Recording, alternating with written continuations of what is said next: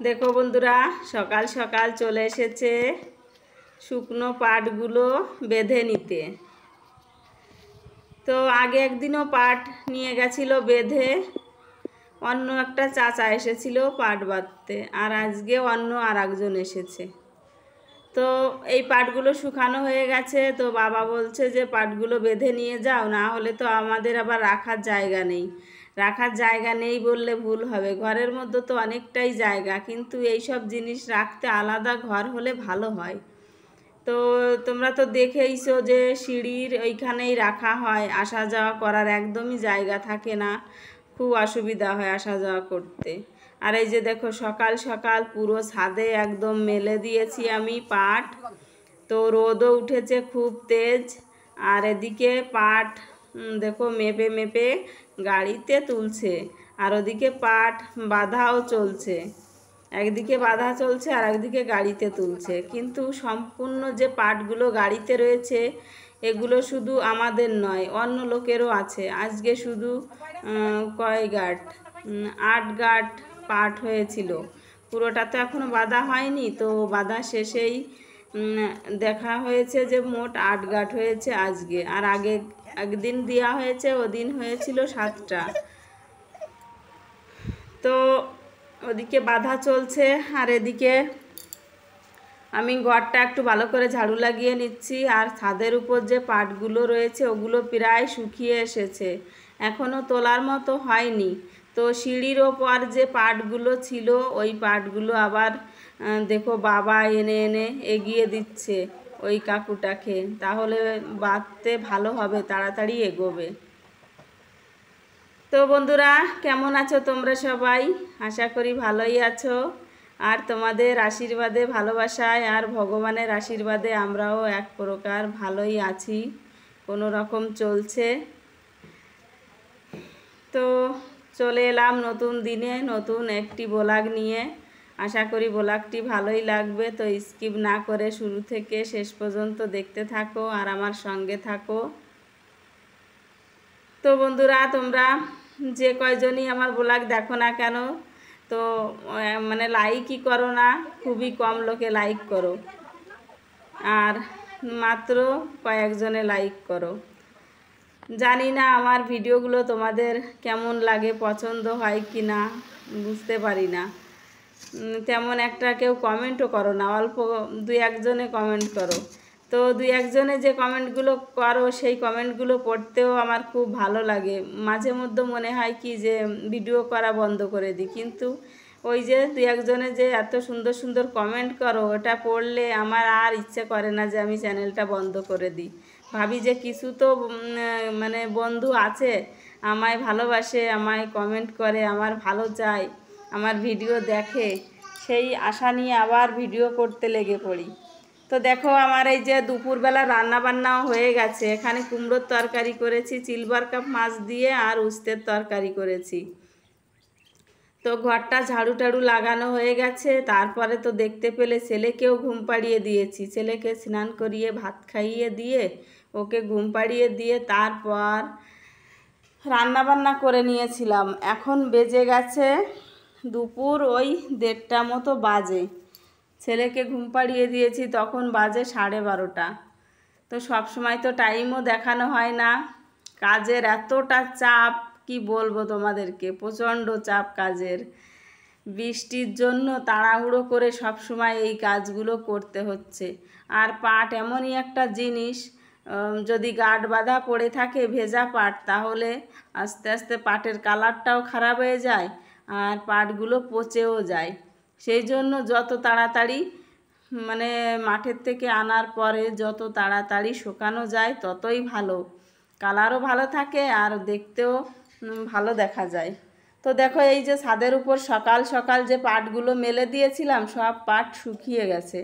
তো এখন আমি এই পাটগুলো সব তুলে নিচ্ছি, তুলে নিয়ে আবার নতুন করে পাট মেলতে হবে। তো সকালবেলার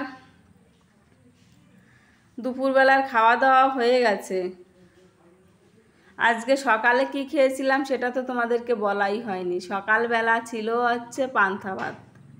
তো কেউ কেউ পান্তা ভাত খেয়েছে, আর আর অল্প করে ভাতও রান্না করেছিলাম, সেদ্ধ ভাত। তো ছেলে মেয়ে দুজনে খেয়েছে, মেয়ে তো স্কুলে গেছে খাওয়া দাওয়া করে, আর ছেলেকেও খাইয়ে দিয়েছিলাম সেই সকালবেলা। পরে দুপুরবেলা তো আবার ভাতটা খাইয়ে দিয়েছি, দিয়ে তবেই ওকে ঘুম পাড়িয়ে দিয়েছি।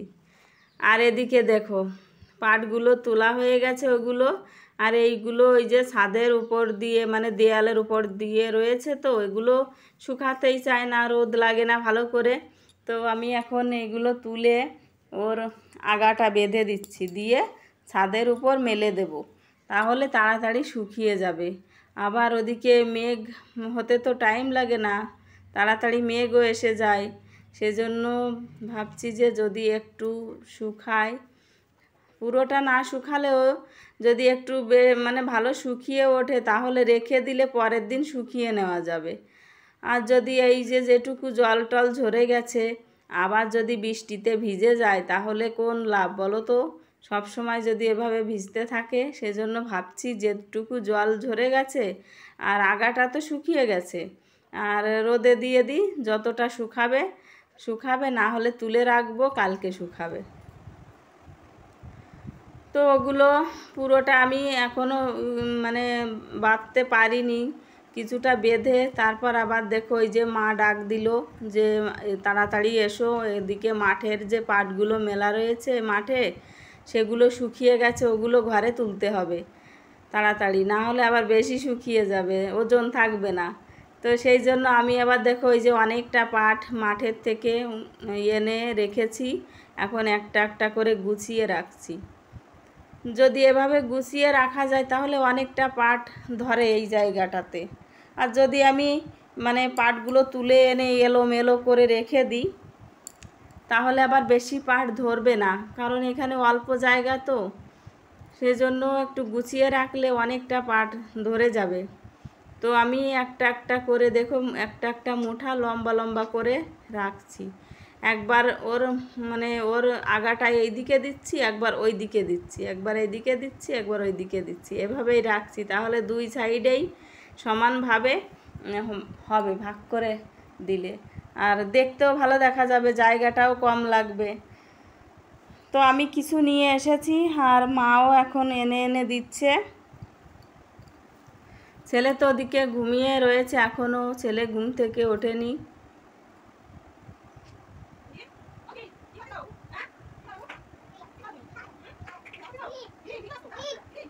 তো এখন কাজের সময়, সারাটা দিন যে কখন কোন দিক দিয়ে কেটে যাচ্ছে কিছুই বুঝতে পারছি না। এমনিতেই মাথায় রয়েছে আমার টেনশন, কবে আমি বাড়ি যেতে পারবো, কবে ও বাড়িতে যেতে পারবো। নিজের তো কোনো বাড়ি নেই, ওটাও তো বাবার বাড়ি, তবুও ওইখানে তো নিজে রান্নাবান্না করে খাওয়া দাওয়া করছিলাম, নিজের একটা মানে নিজের সংসারের মতো মনে হচ্ছিল, কিন্তু এখানে তো সেটা নয়, ভালো লাগে না। বাবার বাড়ি বসে থাকতে সব সময় কার ভালো লাগে বলো তো? নিজের সংসার তো নিজেরই হয়। তো দেখো এই যে এদিকে কত সুন্দর গুছিয়ে গুছিয়ে রেখে দিলাম, এখন ভালো লাগছে না দেখতে, এলোমেলো করে রাখলে এই কটা পাটেই ওইখান জায়গাটা ভরে যেত, আর রাখার জায়গা থাকতো না, কিন্তু এখনও অনেকটা পাট রাখা যাবে।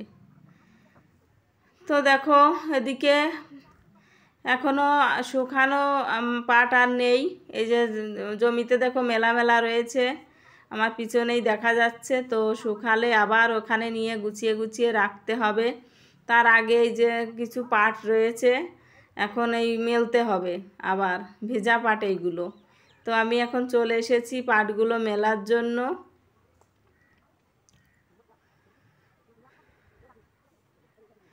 তো মায়ের হচ্ছে হাতে ব্যথা, পাট নাড়তে গেলেও হাতে ব্যথা করে, পাটটা নাড়তে গেলে একটু ঝাঁকা তো লাগেই, উপরে মানে চেলে চেলে মারতে হয়, সেই জন্য হাতে ব্যথা করে। তো আমি এই তো তোমরা তো দেখতেই পাচ্ছ, এক সপ্তাহ মতো হয়ে গেছে বাড়িতে এসেছি এই পাটগুলো শুকানোর জন্য।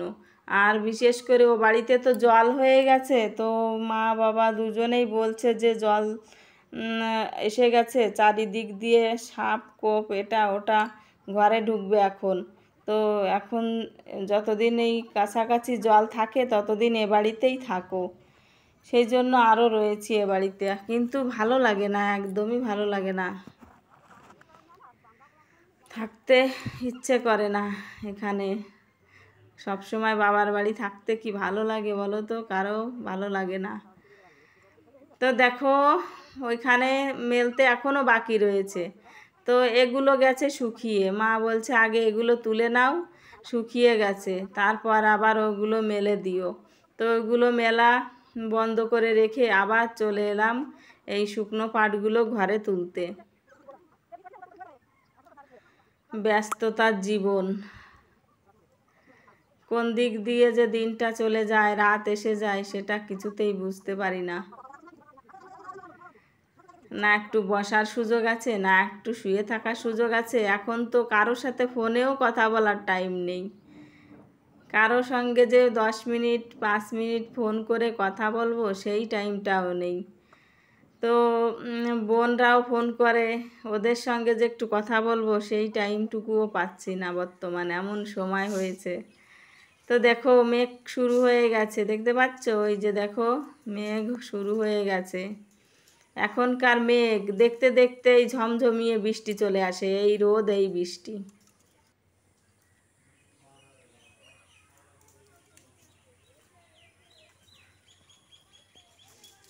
তো দেখো নিচের পাটগুলো সব তোলা হয়ে গেছে, শুধু এই সাইডে পাট রয়েছে। ওই যে ভেজাগুলো আমি তখন মেললাম না, সেই পাটগুলো রয়েছে। আর মাঠের থেকে পাট নিয়ে আসবে, তারপর আবার হবে। তো দেখো এখন আবার চলে এসেছি ছাদে। সেই সম্পূর্ণ দেয়ালে যে পাটগুলো রয়েছে সবগুলো এখন তাড়াতাড়ি করে বেঁধে ঘরে তুলবো। তার কারণ মেঘ করেছে, বৃষ্টি আসবে, অবশ্যই আসবে, প্রচণ্ড গরমও দিচ্ছে। তো স্নান তো একবার হয়ে গেছে, আবারও স্নান করতে হবে। এই যে পাটের কাজ করলে না, তো স্নান না করলে হয় না, তার কারণ এই ধুলোবালি থাকে, গায়ে লাগে, চুলকায়, প্রচণ্ড চুলকানি হয়, সেজন্য আবার স্নান করতে লাগবে। তো দেখো এই যে কেমন মেঘ হয়ে উঠেছে, দেখতে পাচ্ছ? মেঘ দেখেই ভয় লাগছে।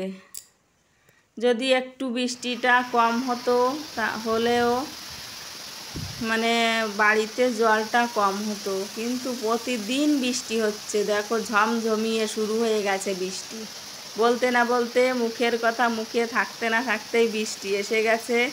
তাড়াতাড়ি করে পাটগুলো কোনো রকম তুলে সিঁড়ি ঘরে রেখে চলে এসেছি।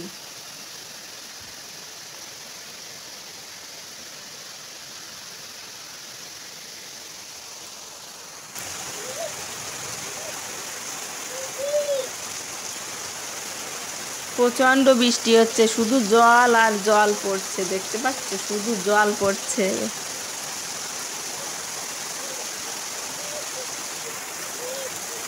তো বন্ধুরা সারাটা দিন এই ব্যস্ততার মাঝখানে কিভাবে কাটালাম সেটাই তোমাদের সঙ্গে শেয়ার করলাম, একটা গ্রাম্য জীবনযাপন।